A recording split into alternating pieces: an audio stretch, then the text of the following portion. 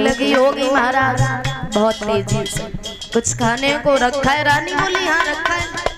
आधी रोटी जौ की रखी है, लेके आई वो रानी।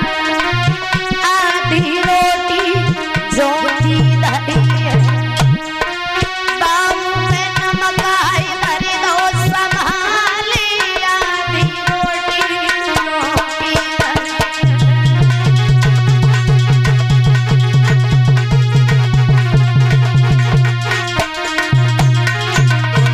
ध्यान रखना भैया। महाराज सुल्तानबाद ने वो जौ की रोटी नमक के साथ खाई तो वो पहला निवाला गले से नीचे नहीं उतरा। क्यों? जरा विचार करना, जौ की रोटी और वो भी नमक के साथ में। आप घर पे जाना और शाम को गेहूं की रोटी नमक के साथ खाना, फिर देखना कैसी लगती है। महाराज की आंखों में आंसू आ गए और एक बात कही, रानी ये रोटी हमसे एक पल नहीं खाई जा रही, एक वक्त नहीं खाई जा रही है, तुम इस रोटी को रोजाना कैसे खा लेती हो? रानी रोने लगी, रो करके जवाब दिया, महाराज मैं नहीं खाती हूँ। सुनो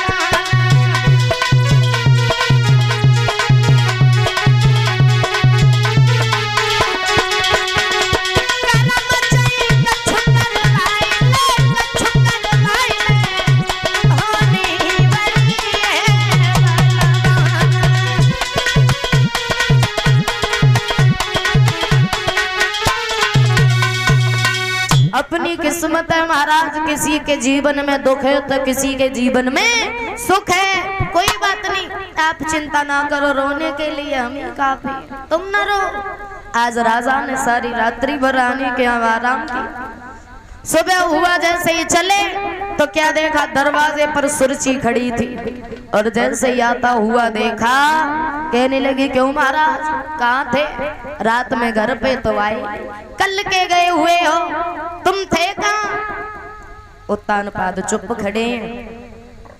कहने लगी सुरची मुझे पता है कहाँ थे, उस सौत के घर पे थे ना, इसीलिए तुम बोल नहीं रहे हो। महाराज को क्रोध आ गया। एक बात कही, सुनो सुरची, अरे तुमने आते ही आते उस रानी को घर से बाहर निकाल दिया।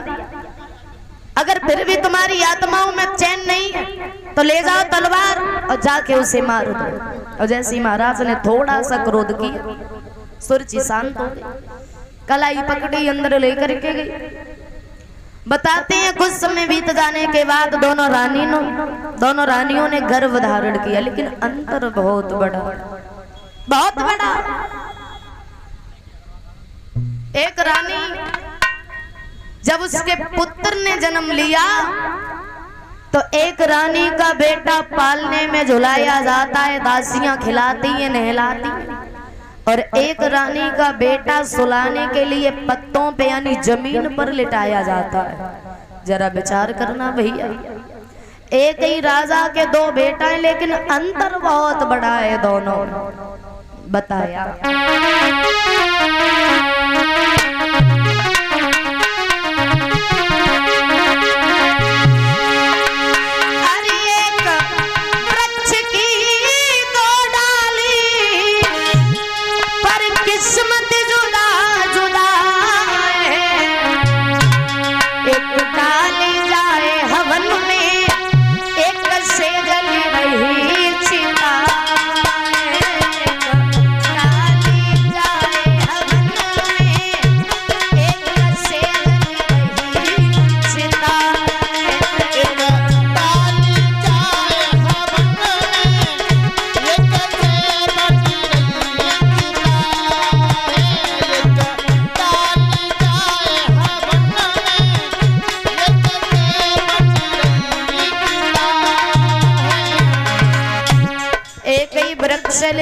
दो डाली में उस वृक्ष, एक डाली को काट करके यज्ञ में आहुति लगाई जाती है और उसी वृक्ष की जो दूसरी डाली होती है उससे चिता को जलाया जाता है। वृक्ष एक है, डाली दो है, अपनी अपनी किस्मत है। आज एक ही राजा के दोनों बेटा है, लेकिन अंतर बहुत बड़ा है। एक दुखी है तो एक सुखी है। बताए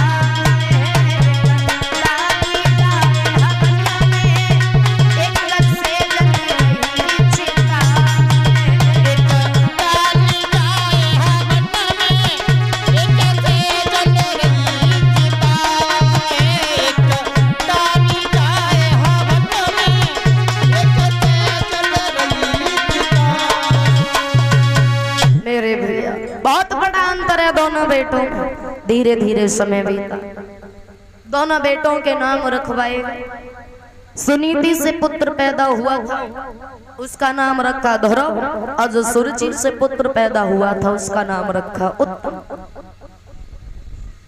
आज सुनीति अपने बेटा को बड़ी अच्छी शिक्षा देती है कि बेटा अपनों से बड़ों से ना हमेशा सभ्यता से बोलना।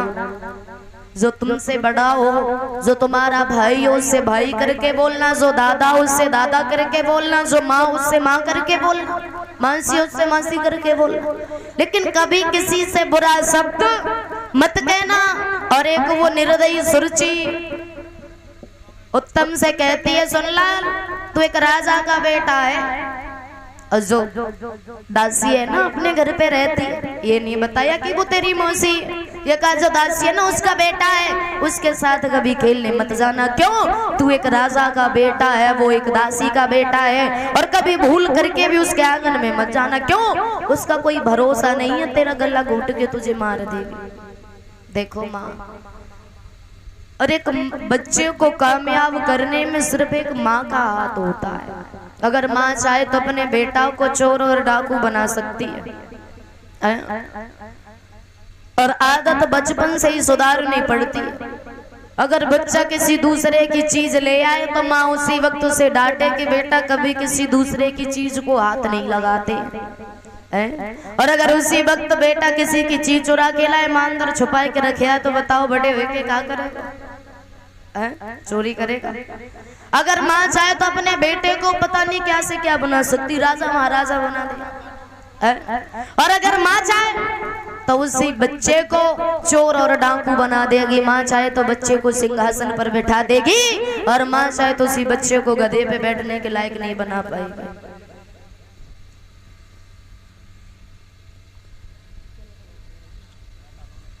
क्योंकि माँ, बच्चे की पहली गुरु एक माँ होती है। बच्चा जो होता है एक कोरे कागज की तरह होता है। कॉपी तो सब जानते हो, उसमें कोरा सा कागज लेना और एक पेन लेना, उस पर लिखना, जो लिखोगे वही नजर आएगा, और जिस कलर की पेन से लिखोगे वही कलर नजर आएगा। ऐसे ही बच्चा होता है, अगर बचपन में उसमें जैसे गुड़ डालोगे, बड़े पे वो वैसा ही काम करेगा। अरे कभी तो बड़े शब्दों में, बड़ी सुंदर शब्दों में बताया है।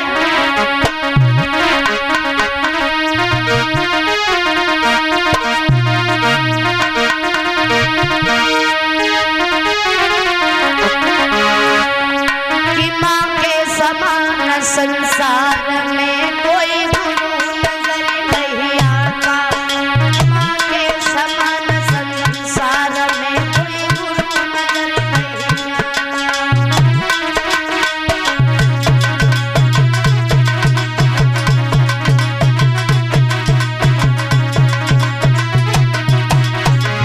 बताया है भैया, माँ के समान संसार में कोई गुरु नजर नहीं आता, माँ के समान संसार में कोई गुरु नजर नहीं आता।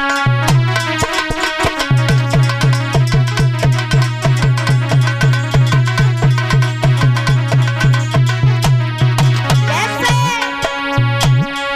कोई गुरु नजर नहीं आता, कोई गुरु नजर नहीं आता, माँ के समान मेरे हाथ में कोई गुरु नजर नहीं आता, माँ के समान संसार में कोई गुरु नजर नहीं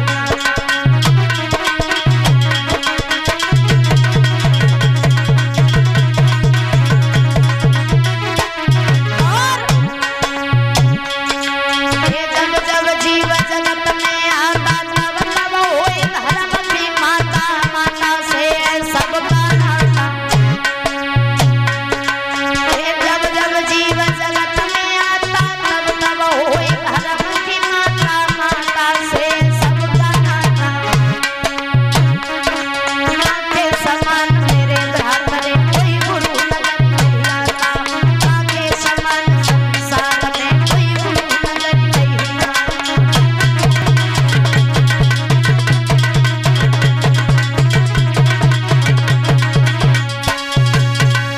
आज धीरे धीरे समय बीतता चला जा रहा है,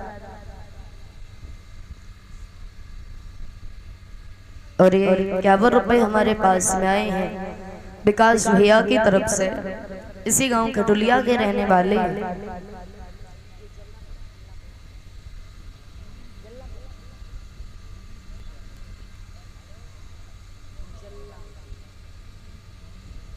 जल्लापुरा खल्लापुरा जल्लापुरा भाई तो समरी के लिए पढ़े लिखे ना है, पढ़े ना है, कम पढ़ी लिखी है, कच्चा तीन ना फेल भाई। है? अपना नाम लिख के पढ़ ले तो बस इतने पढ़े। और 51 रुपए हमारे पास आई सर्विस भैया की तरफ से, ये जल्लापुर डिस्ट्रिक्ट फरुखाबाद से। और 51 रुपए हमारे पास आई अंशुल भैया की तरफ से, भी जल्लापुर डिस्ट्रिक्ट फरुखाबाद से लिख के भेज रहे हैं। देखो होली सुना दीजिए, सावन आने वाले, वो दिवाली आने वाली है, होली सुनिए।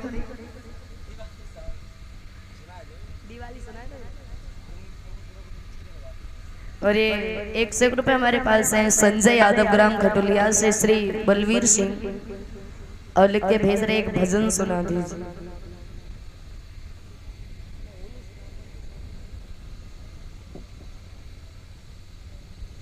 लिख के भेज रहे हैं ब्रजेश कुमार शास्त्री जी की होली सुनाई दी।